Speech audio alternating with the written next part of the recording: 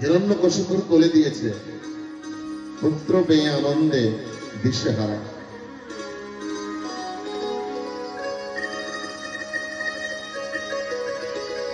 পাঠশালায় দিয়েছে শুক্রাচার্যের পুত্র ষণ্ড অমর্ক। পাঠশালায় দেওয়ার পরে পড়াচ্ছে, পাঠশালায় পড়াচ্ছে। কয়ে বলো, কয়ে কি হবে? প্রহ্লাদ বলছে কয়ে কৃষ্ণ হবে। গয়াতে কি হবে? বলছে গয়ে গোবিন্দ হবে। বলো রাধে রাধে। ওরা বলছে এ তো পড়ে সরে এসেছে, একে কি আর পড়াবো? গুরুদেব আর পড়াতে পারছে না, গুরুদেবকে উল্টে পড়িয়ে দিচ্ছে।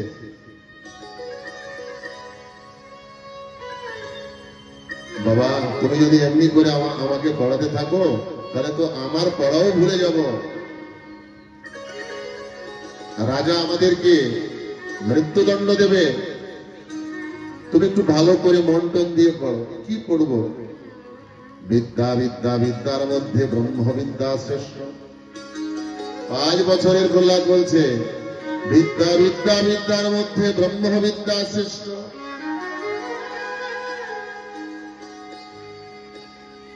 আক্ষরিক বিদ্যায় মানুষের ভৌতিক জ্ঞান হয়, কিন্তু আধ্যাত্মিক বিদ্যায় মানুষের চেতনা হয়, আধ্যাত্মিক জ্ঞান হয়।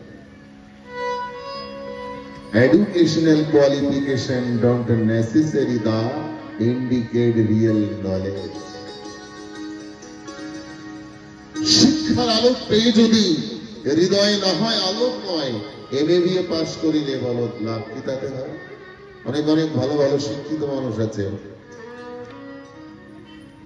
they don't know how to behave each other. I'm right speaking to all of you. So many person, they don't know how to behave their respect to the parent.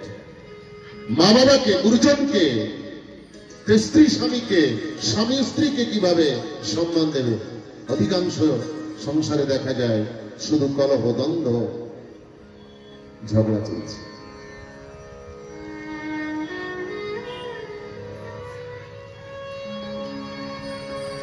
Prahlad বললেন বিদ্যা বিদ্যা বিদ্যার মধ্যে কোন বিদ্যা শ্রেষ্ঠ?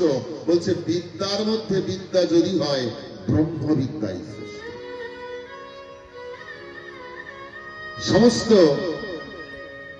পাঠশালার যারা ছাত্রবৃন্দ সবাইকে ডেকে বলছে, আসুন প্রাণ খুলে একবার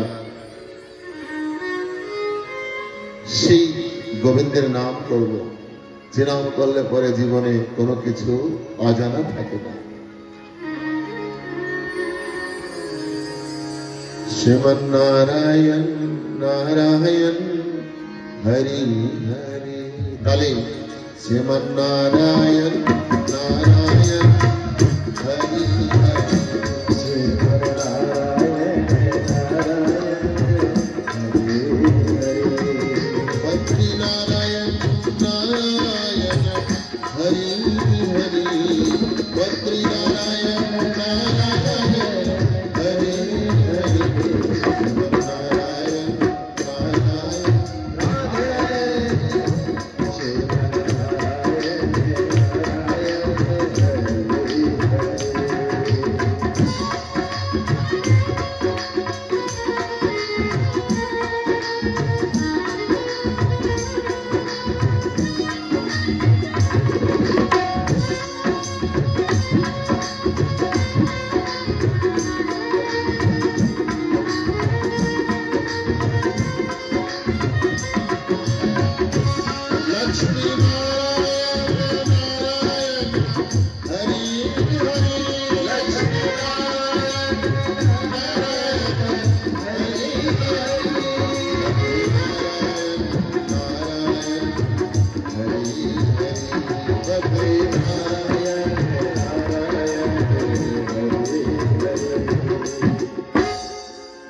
পাঠশালায় সবাই নিন্দা করছে। ওই ষণ্ড অমর্ক যারা দৈত্যের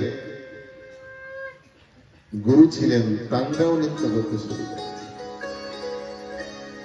দৈত্যগুরু শুক্রাচার্যের পুত্রদ্বয় ষণ্ডমর্ক তারাও বলছে, এ কি প্রহ্লাদ কি কোনো জাদু জানে নাকি?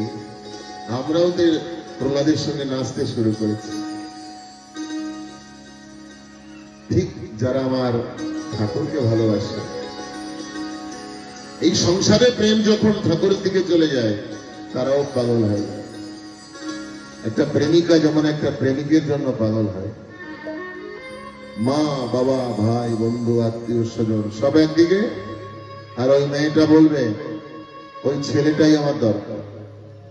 এরকম হয় না?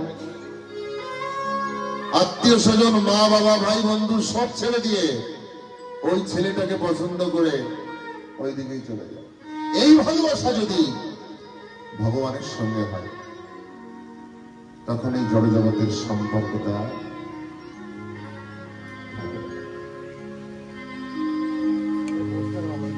শুধু একটু ঘুরে দাঁড়াতে হবে। এই প্রেম, এই সংসারের প্রেম যদি ঠাকুরের সঙ্গে হয়ে যায়,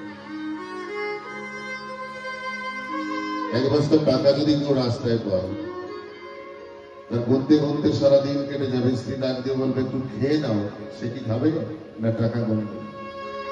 এরকম সাধু সঙ্গ করতে করতে কৃষ্ণধাম পরম ধন যদি কেউ পেয়ে যায় একবার, তার ওই ঠাকুর ঘরে বসে যে কোনো জায়গায় বসে তার ওই হরিনাম কৃষ্ণ নাম করতে করতে তার জন্ম কেটে যায়, খাওয়া ঘুমান থাকে। বলে রাধে রাধে রাধে। শুধু একটু মুখ করতে হবে, ফিরে দাঁড়াতে হবে। এই লাইট জ্বলছে না, লাইটের দিকে ফিরে দাঁড়াও আলো, পিছনে ফিরে তাকাও অন্ধকার। এখানেই স্বর্গ, এখানেই নরক, এখানেই সাধন, এখানেই ভজন, এখানেই বৃন্দাবন। দরকার নেই কোন তীর্থে যাওয়া। সমস্ত তীর্থের ফলাফল মা বাবার চরণ, গুরুদেবের চরণ, স্বামীর চরণ। কিন্তু স্বামীর চরণ যদি গোবিন্দের চরণ হয় তাহলে স্বামীকেও করতে হবে গোবিন্দের ভজন।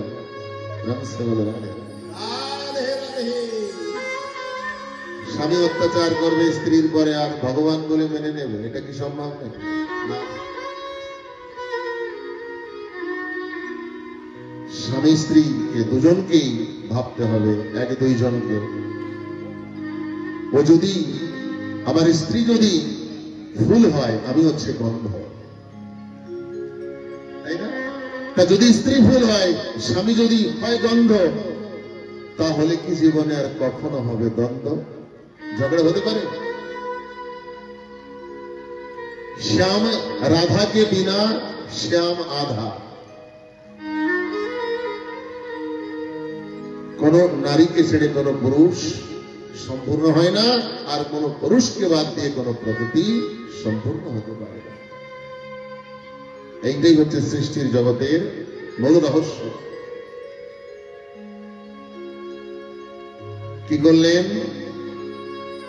ভগবত ভক্তি পরায়ণা প্রহ্লাদ একদিন জিজ্ঞাসা করলেন হিরণ্যকশিপু, বাবা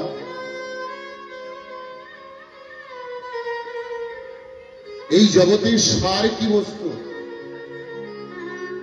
বলছে অসার এই সংসার, সার একমাত্র গোবিন্দের চরণ। কোথায় গোবিন্দ? বলছে তিনি সর্বভূতে আছে, অনল অনিলে চির নভ নীলে। কোথায় নেই বাবা, তুমি যেখানে তাকে দেখতে চাইবে সেখানেই তাকে পাবে। বলছে আমার খেয়ে আমার পড়ে আমার পুত্র হয়ে আমার শত্রুর নাম। এখন সময় আছে, ওই হরি হরি করা ভুলে যা, কৃষ্ণ কৃষ্ণ করা ভুলে যা, আমি ভগবান। বলছে বাবা তুমি তো ভগবান না, ভগবান তোমার ভিতরে আছে। তুমি ভগবান না, ভগবান তোমাকে এই সংসারে প্রেরিত করেছে, তোমার মধ্যে সে আছে, তোমার তার ইচ্ছায় চলতে হচ্ছে। তুমি যাকে ভগবান বলছো সেটা ভগবান না, সেটা তোমার অভিমান।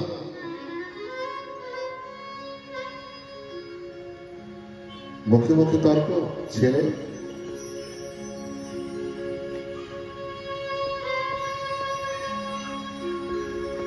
ডেকে বললে যাও প্রহ্লাদকে ওই পাহাড় থেকে বুকে পাষাণ মানে বেঁধে শরীরে নিক্ষেপ করে দাও।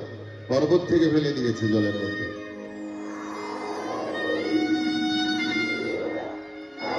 প্রহ্লাদ ভেসে আছে জলের উপরে, ডোবেনি।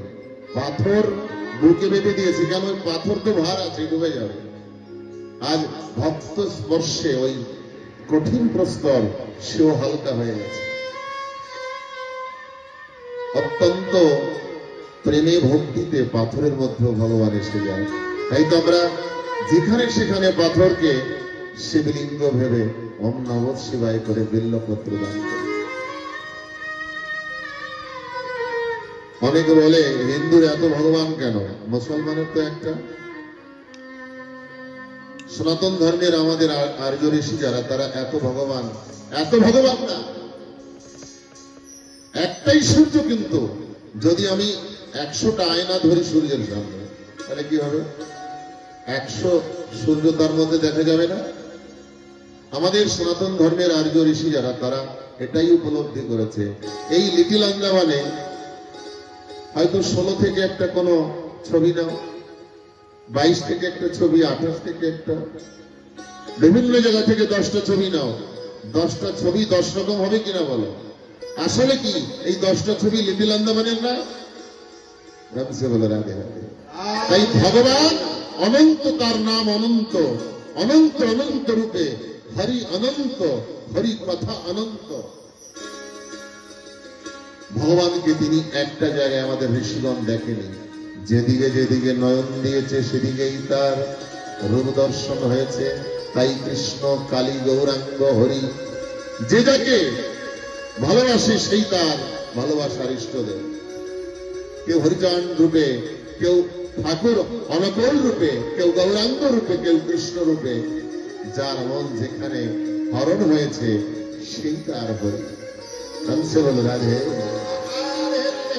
তাই আমার অশ্বিনী গোসাই গান গেয়েছে,